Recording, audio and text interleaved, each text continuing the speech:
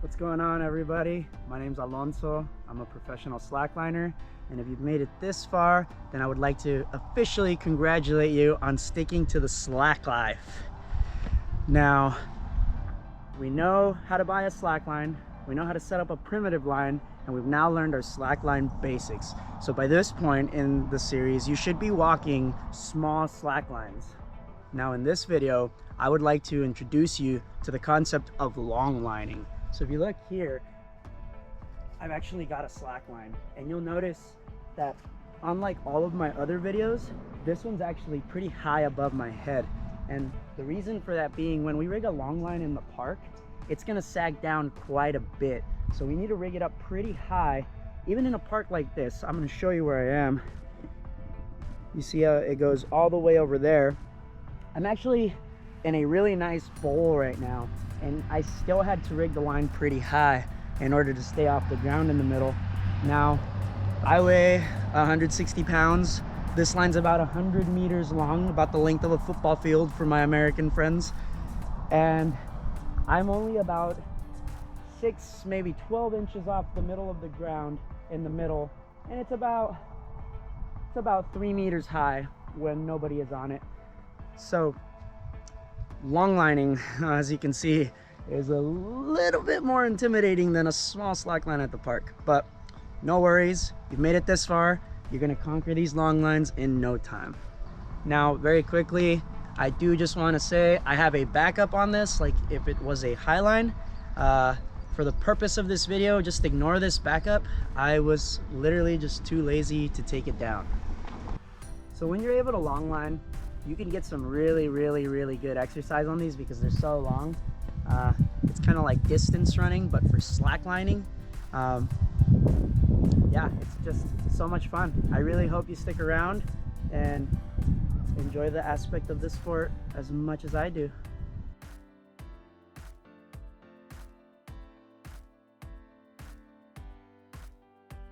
Long lining requires a little more skill, and of course I'm going to teach you those things in the upcoming videos, but long lining requires you to know things like how to mantle a slack line, which I will very quickly demonstrate, as well as how to mount it, which means standing up from some sort of sitting position on the line, because these lines are so high, we can't just stand up on them from the ground like we were doing in the last video. So we'll be going over those two techniques that are going to be crucial if you want to be long lining in the near future. So just very quickly, I'm going to demonstrate a mantle and a lot of the different ways you can do it, and I'll cover it more in depth in future videos. This is just kind of the introduction to long lining. So a mantle is how you get on the line when you're hanging on the bottom of it. So you can be monkeying around on the line like right here, but you'll see many people when they first try to get on, they'll struggle. You know, they'll try both sides, and it's actually a lot harder than you think it might be to try and muscle your way up one of these guys. So instead, what we're gonna do is just make it very simple and use some momentum to get us up on top of these lines, like so. So here's my favorite way. So you throw it like that,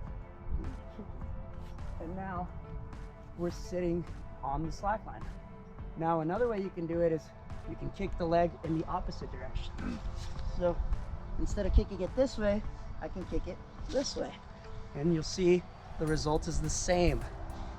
Now if you're kind of a muscly person, you know, you're really strong, you can start off how I started off in the beginning. I don't fully recommend it, but this method works. You might see people do this on monkey bars. So if you're hanging from the line right here, you just pick your legs up and end up over the line. Again, not the most efficient way to do it, but it is a method. Whew. So now that's how we get on top of the line. But once we're up there, we still have to be able to stand up, and there are many ways to do this. I'm just going to demonstrate a few of them here. Again, I'll be covering these more in depth in future videos. This is just an introduction to long lining. So once again, I'm going to get on top of my line.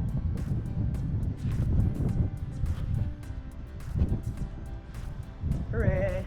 So the first method is the sit start. So sit start is essentially you get both your feet up onto the line, like so, and then from here you can use, if your core is strong enough, you can just stand up. But if you're like most people, including myself, you'll need one of your hands to kind of pull you up. And now we're standing, and now we can slackline. So that's the sit start. This next one is called the chongo mount. So the chongo mount is really popular. We have to be careful with your knee.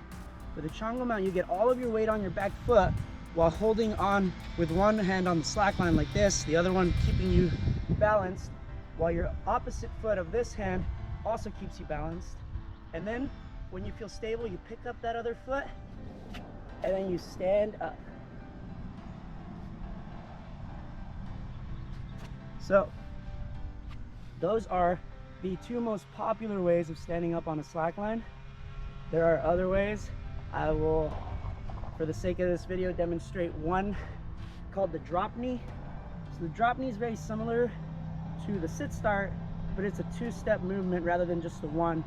For the drop knee, your back foot goes on kind of perpendicular to the line like this, with your foot actually over the line.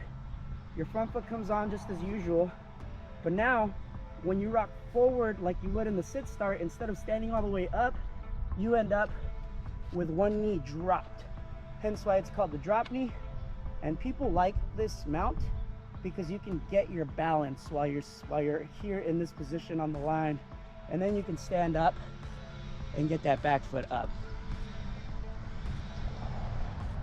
Personally, that is not one of my favorites, but I have friends that love it, so I thought I would demonstrate it here, and I will teach all of this in future videos.